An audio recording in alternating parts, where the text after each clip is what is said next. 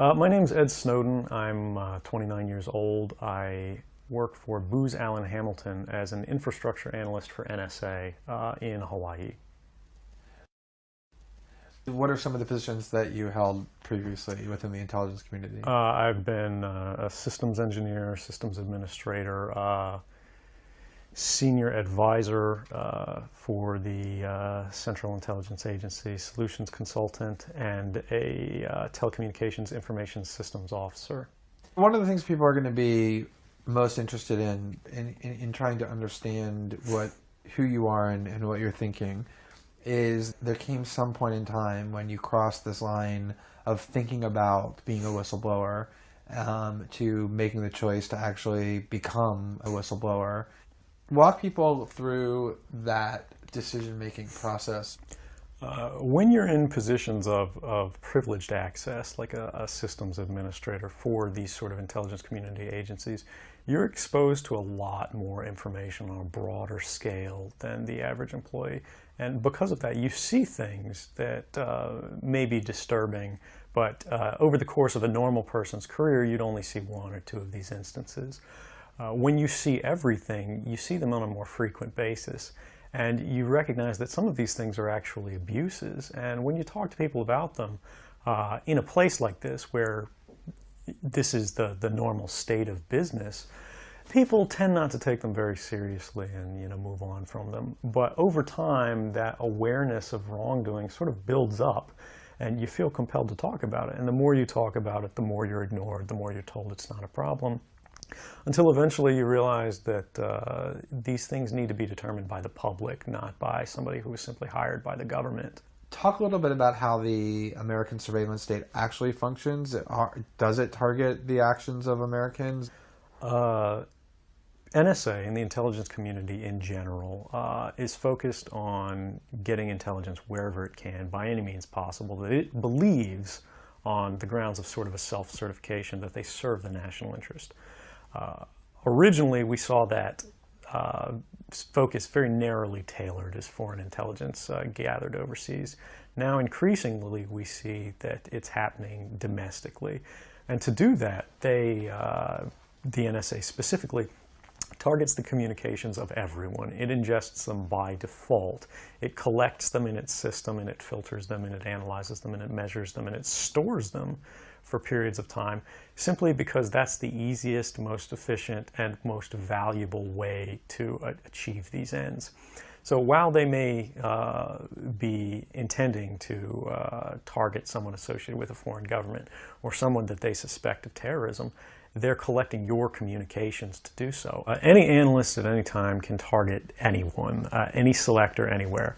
Where those communications will be picked up depends on the range of the sensor networks and the authorities that that analyst is empowered with. Not all analysts have the ability to target everything, but I, sitting at my desk, certainly have the authorities to wiretap anyone, from you or your accountant to a federal judge to even the president if I had a personal email. One of the extraordinary parts about this episode is that usually whistleblowers do what they do anonymously and take steps to remain anonymous for as long as they can, which they hope often is forever. You, on the other hand, have decided to do the opposite, which is to declare yourself openly as the person behind these disclosures. Why did you choose to do that?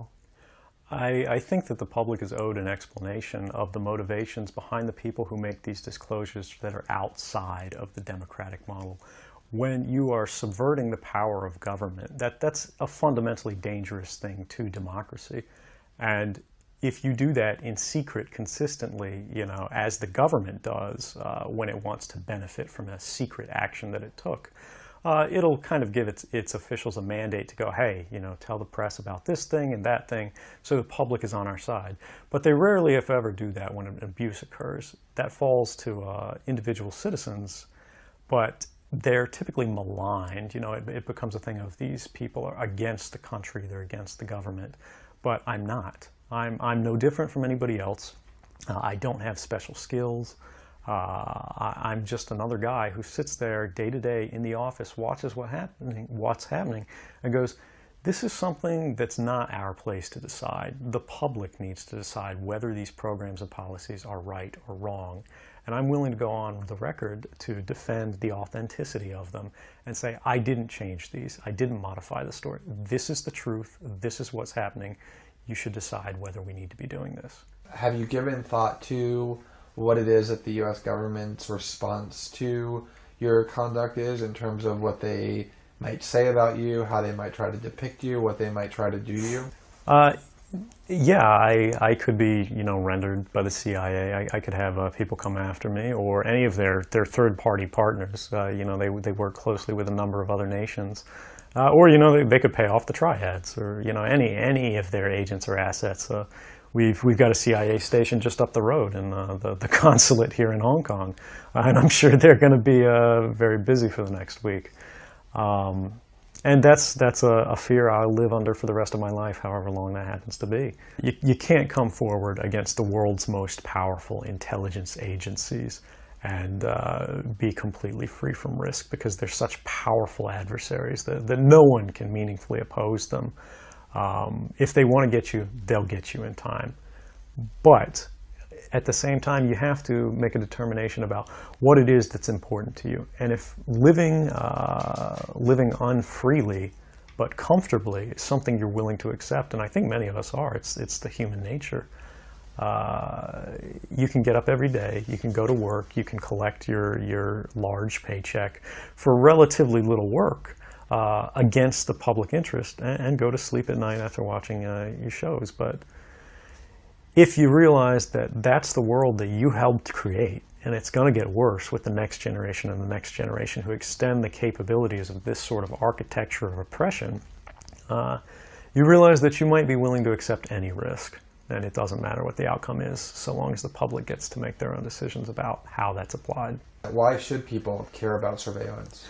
Because even if you're not doing anything wrong, you're being watched and recorded. And the storage capability of these systems increases every year consistently by orders of magnitude, to where it's getting to the point you don't have to have done anything wrong.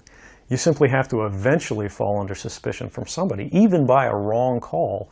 And then they can use the system to go back in time and scrutinize every decision you've ever made, every friend you've ever discussed something with, and attack you on that basis to sort of derive suspicion from an innocent life and paint anyone in the context of a wrongdoer. We are currently sitting in a room in Hong Kong, which is where we are because you traveled here. Talk a little bit about why it is that you came here, and specifically there are going to be people who will speculate that what you really intend to do is to defect to the country that many see as the #1 rival of the United States, which is China, and that what you're really doing is essentially seeking to aid an enemy of the United States with which you intend to seek asylum. Can you talk a little bit about that? Sure. So there's a couple assertions in those arguments that are sort of embedded in the questioning of the choice of Hong Kong. The first is that China is an enemy of the United States. It's not. I mean, there are conflicts between the United States government and the Chinese PRC government, but the peoples inherently, we don't care. We trade with each other freely. We're not at war. We're not in armed conflict, and we're not trying to be. We're the largest trading partners out there for each other. Additionally, Hong Kong has a strong tradition of free speech. People think, oh, China, great firewall. Mainland China does have significant restrictions on free speech, but the people of Hong Kong have a long tradition of protesting in the streets, of making their views known. The internet is not filtered here, no more so than any other Western government. And I believe that the Hong Kong government is actually independent in relation to a lot of other leading Western governments. If your motive had been to harm the United States and help its enemies, or if your motive had been personal material gain, were there things that you could have done with these documents to advance those goals that you didn't end up doing? Oh, absolutely. I mean, anybody in the positions of access with the technical capabilities that I had could, suck out secrets, pass them on the open market to Russia. They always have an open door, as we do. I had access to, the full rosters of everyone working at the NSA, the entire intelligence community, and undercover assets all around the world, the locations of every station we have, what their missions are, and so forth. If I had just wanted to harm the U.S., that you could shut down the surveillance system in an afternoon. But that's not my intention. And I think for anyone making that argument, they need to think, if they were in my position, and you live a privileged life, you're living in Hawaii in paradise and making a ton of money, what would it take to make you leave everything behind?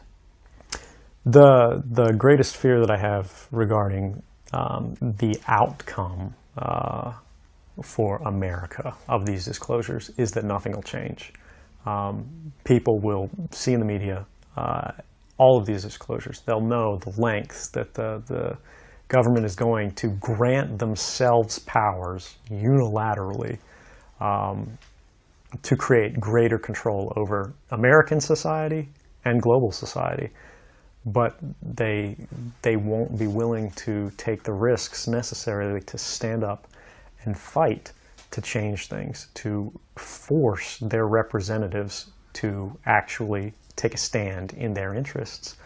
And the months ahead, the years ahead, it's only going to get worse until eventually there will be a time where policies will change, because the only thing that restricts the activities of the surveillance state are policy.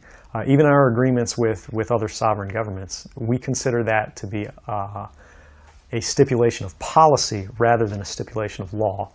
And because of that, a new leader will be elected. They'll flip the switch, say that